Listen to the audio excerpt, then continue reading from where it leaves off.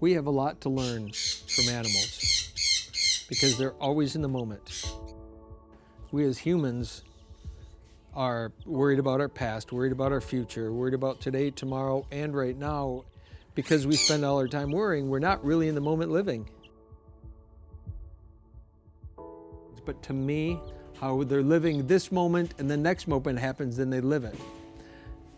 We as humans live this moment, and then while the next moment is going on, we're reliving some past moment. And then we're taking that past moment that was traumatic, that was whatever it was, and we're storing it way up into the future. And then in this moment, we're living into the future, which is really our past, and we forgot the moment that we were in.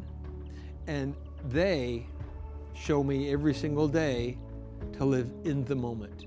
In the moment, right now. I'm hungry, I eat, I'm tired, I sleep. I sunbathe when the sun comes out. I dust bathe when there's dry ground to dust bathe and keep myself clean. You know, they just are doing, and they're always just being a part of what their nature and what they're supposed to do. And here I am continually fighting my nature. And see, they don't live by any of those. And that's a great reminder for me to get out of my own head sometimes and just be like a chicken.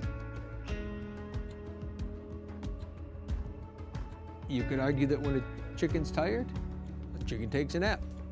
When a chicken's thirsty, a chicken drinks. Doesn't think about, well, it's only noon. I got to wait till 1 before I eat. Or, you know, I ate breakfast a little later today, so I better not eat my lunch so early. Or all those things. When a chicken's hungry, a chicken eats.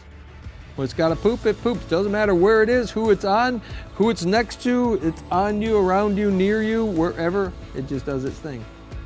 And again, I'm not necessarily suggesting it just run around and poop everywhere and that, but just the being part of living is the most important part, is just being, enjoying the moments. I do wish more people would understand that.